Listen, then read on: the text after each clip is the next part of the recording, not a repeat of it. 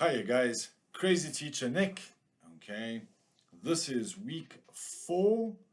Okay, and we're doing unit 4. We've already done units 1, 2, and 3, and we've covered context, audience, and purpose. Okay, context, audience, and purpose, form and structure, and language and style. And today we're going to be doing voice and viewpoint in English. What is voice? What is viewpoint? Let's go check it out. So every week we're trying to do weekly lessons. Okay, this week we're focusing on voice and viewpoint. Okay, don't forget to subscribe. Next week we're going to be doing analyzing texts. Okay, and then of course those all important writing skills in analysis. Now guys, please, it's really important that we remember these videos, okay, are not meant to replace your lessons. They're just meant to support your learning. Drop your questions down below and I'll give you those answers. Okay, let's get on. So you guys have all met. You guys have all met Teacher Jem. Okay, Teacher Jem is now my support teacher. So she's been helping me a lot with these videos. We've been putting together these things, but Teacher Jem is a little shy. We were hoping to kind of do the jokes together, but Teacher Jem, you chickened out at the last minute. Okay. So, voice and viewpoint, okay? So, every text has a speaker, okay? Our job in understanding voice and viewpoint is to figure out who they are, okay? Where are they standing? How much do they actually know, okay? What is their personality, okay? So the voice is the character or the writer's soul, where the viewpoint is a camera angle. Okay, the voice comes from within the text. Okay, viewpoint is how we or how the writer or both view what is within the text. Okay, so the voice, let's start there. Okay, so our aim here is to show how vocabulary, the language, and how the syntax, the structure, creates a character before we even know their name. Okay, it's the voice. So let's have a look here. Here's the voice of a 7-year-old girl. Okay, let me see if I can do my best 7-year-old girl voice.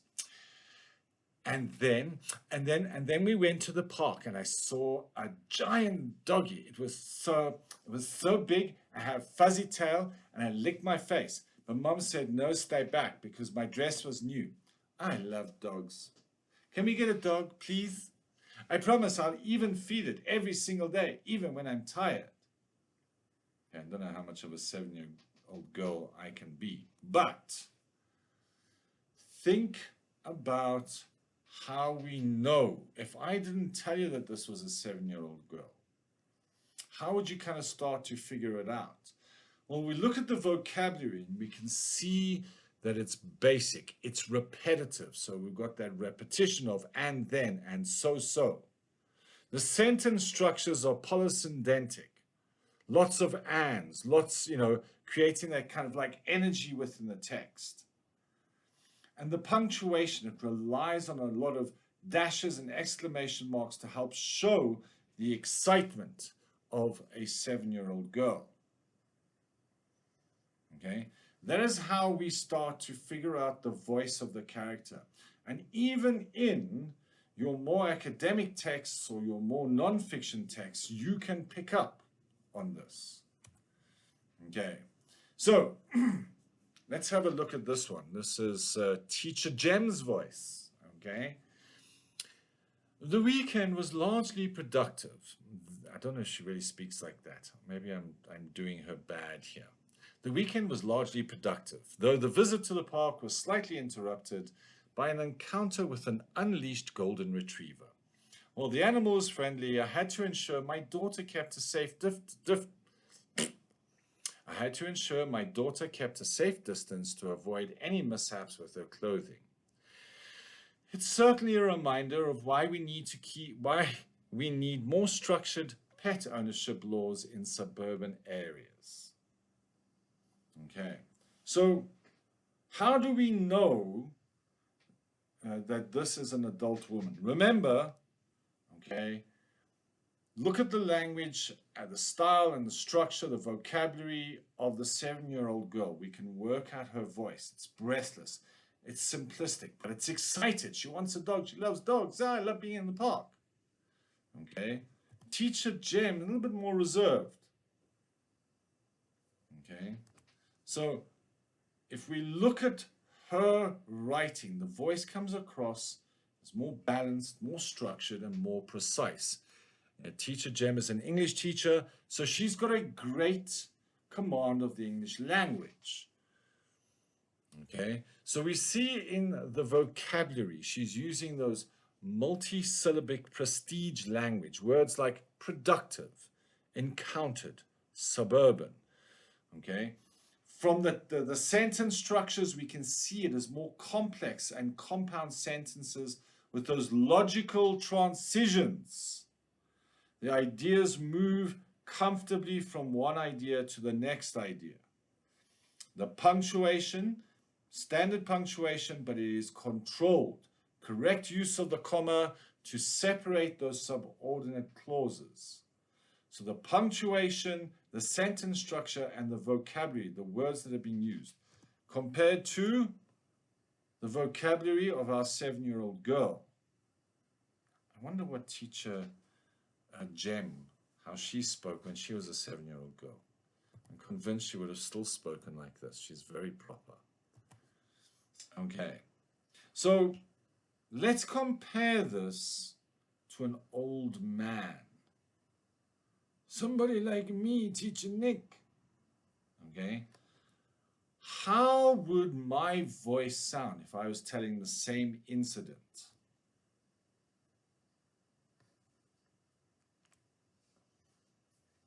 Parks aren't what they used to be.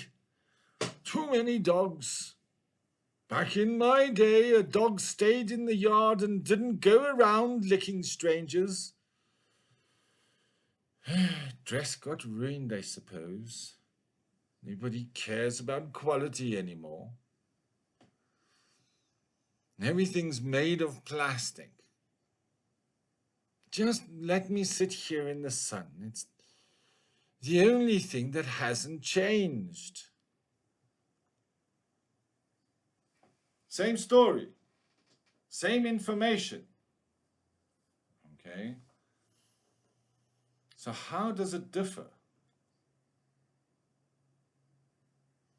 Okay.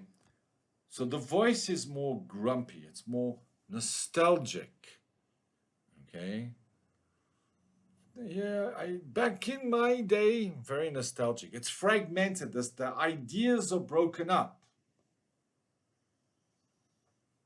Okay, so you can see the vocabulary using those concrete nouns, those colloquialisms. Back in my day, the adjectives are quite cynical.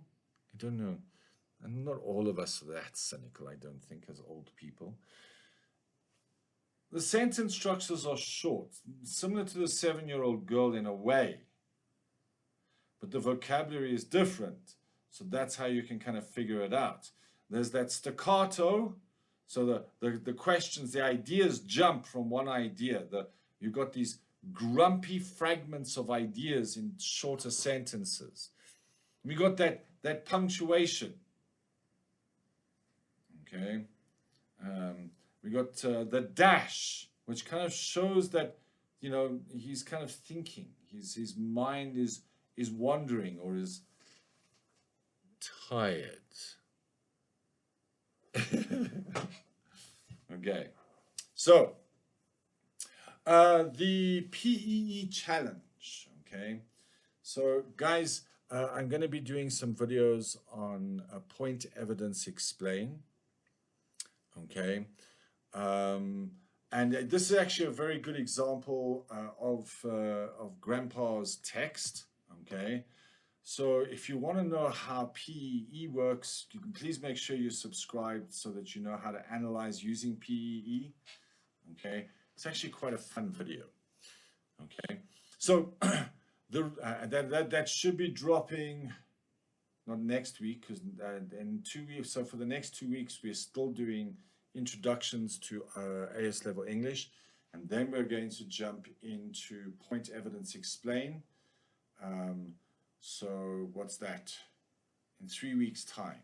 Okay, so come back in 3 weeks' time to come and check that one out. Okay.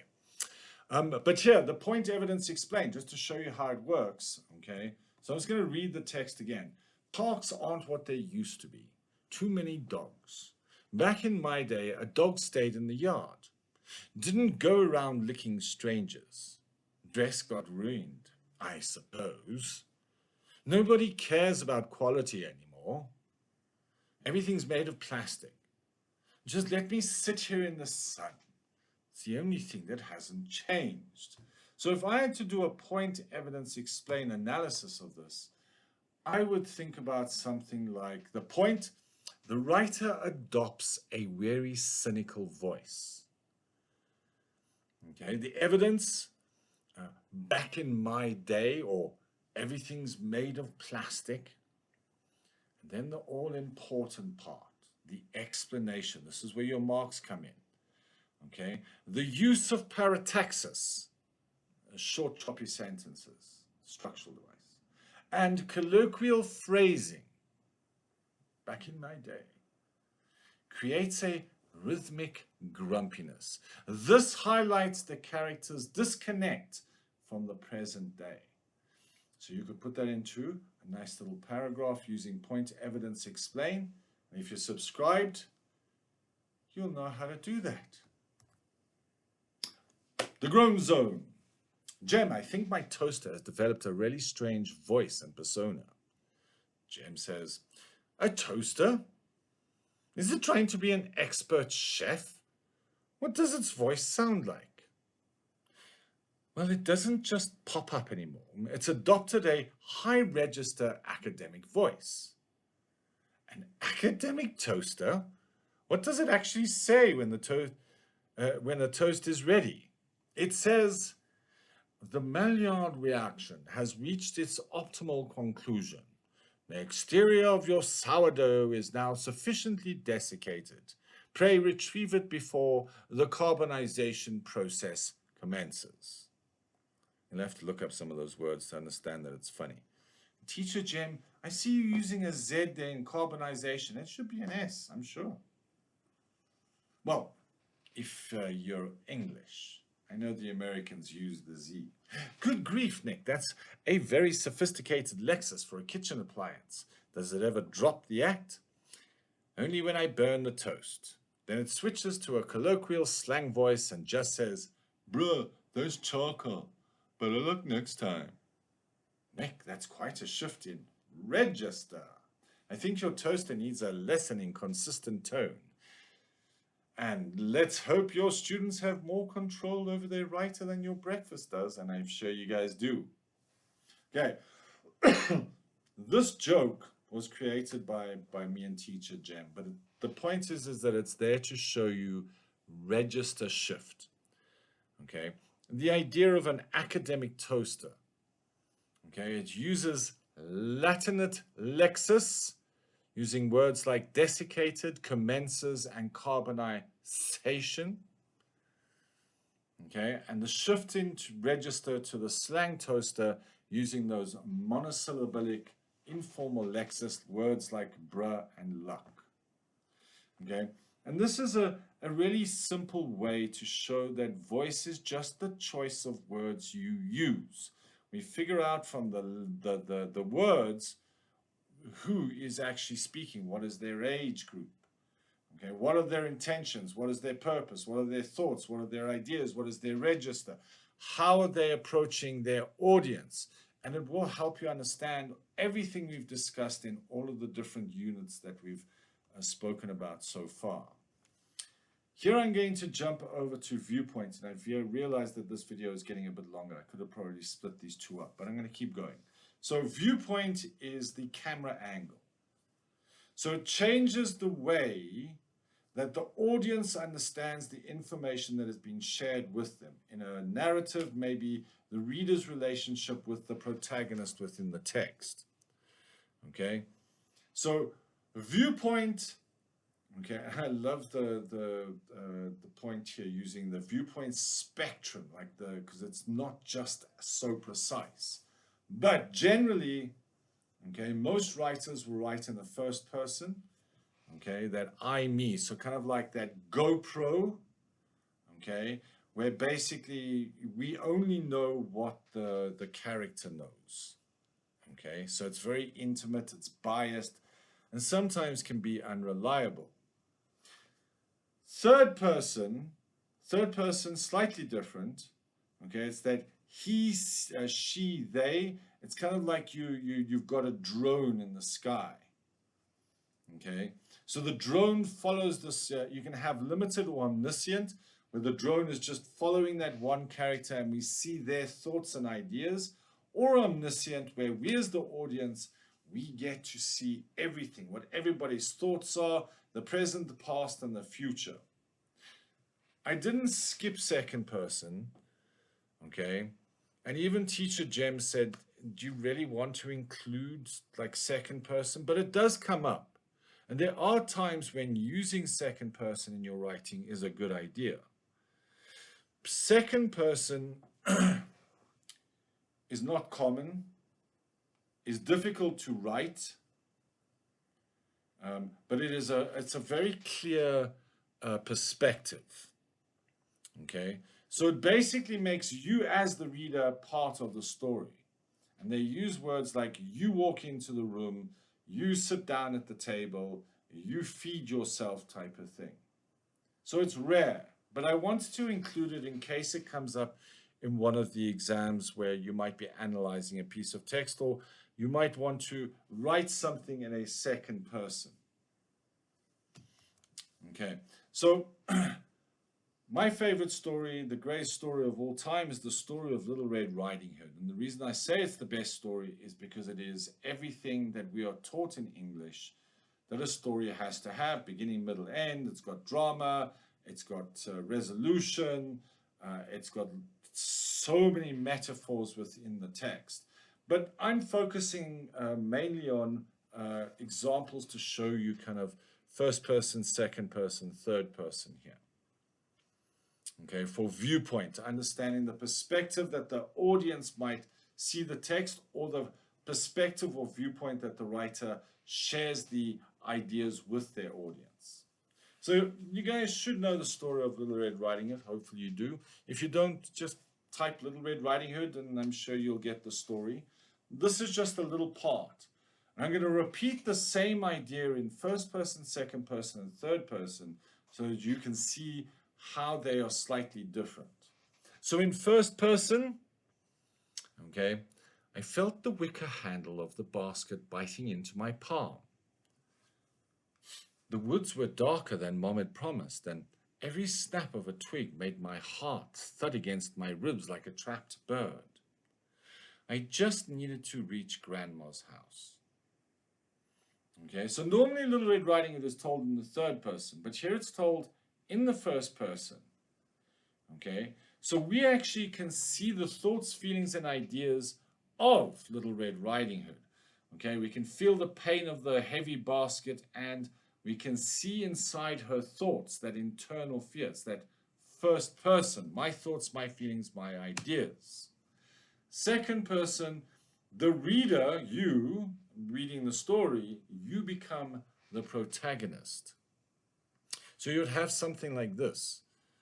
You feel the wicker handle of the basket biting into your palm. The woods are darker than your mother promised. You tell yourself to keep walking, but your heart is thudding. You must reach Grandma's house. So it puts you in the story. It actually makes you the character.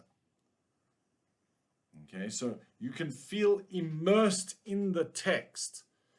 Okay, and it really places this kind of burden of the story onto you as the reader. You are feeling the emotions, you are feeling the pain of carrying that heavy wicker basket full of all the goodies that they're taking over to grandma's house.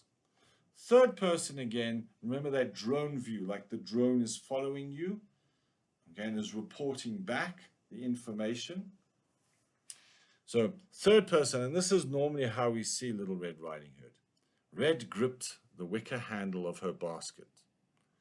The woods loomed over her, shadows stretching across the path. Though she was terrified, she kept her eyes fixed on the distant smoke rising from her grandmother's chimney. Okay, so we can see in the third person it's a little bit more objective. We almost observe her from a distance. It's not that close-up first person or second person. And it allows us to get a wider view of the forest, of what is happening around her.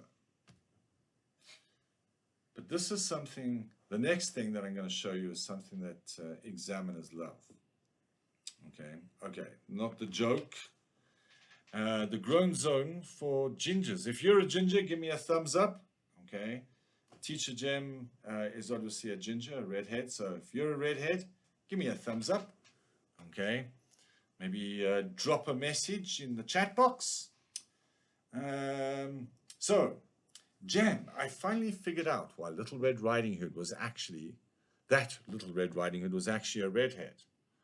Teacher Jem says, oh, is this deep literary analysis of her genetic viewpoint?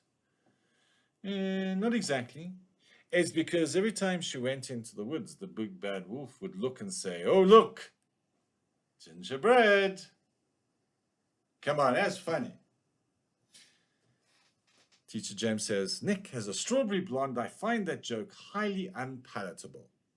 Tasteless, in other words. Don't be like that. She actually tried to date the wolf, but it didn't work out. He said he couldn't handle her fiery personality. Okay, I'll stop, Teacher Jen. I'll stop. Okay. I mean, the joke is not that woeful. Okay, I'll move on. Okay, so well-known stories change the perspective. Examiners love this. Okay, story of Little Red Riding Hood.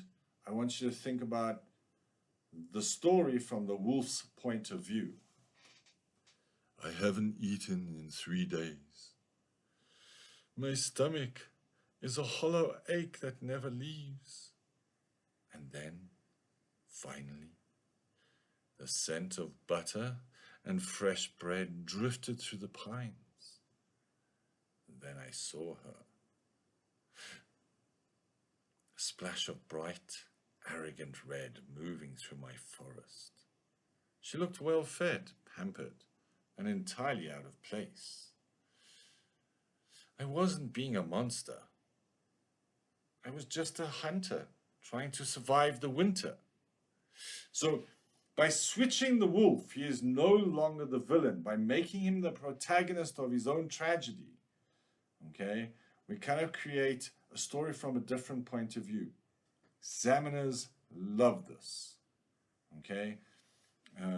Take well-known ideas and change the perspective to somebody else, okay? And it's a lot of fun too, and it's something you can easily practice. Okay, Jem, I was talking to Little Red Riding Hood earlier. She started a new business in the forest. Oh no, I'm almost afraid to ask. What kind of business? She's selling capes. She calls it the hoodie shop. That's terrible, Nick. Even the big bad wolf would find that joke painful. Wait, there's more. I asked her why she was successful, and she said it was because she has a really good viewpoint on the market.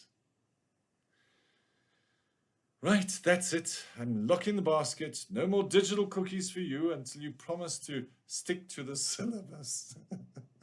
Okay, guys, that's the last joke for the day. Okay. We've got 2 more weeks to go of introduction to AS level English. Okay. Please make sure that you like, subscribe, and share. Okay. Hey, a little red heart for a little redhead. Okay. You guys know what I'm going to say next? All together now? Rock on.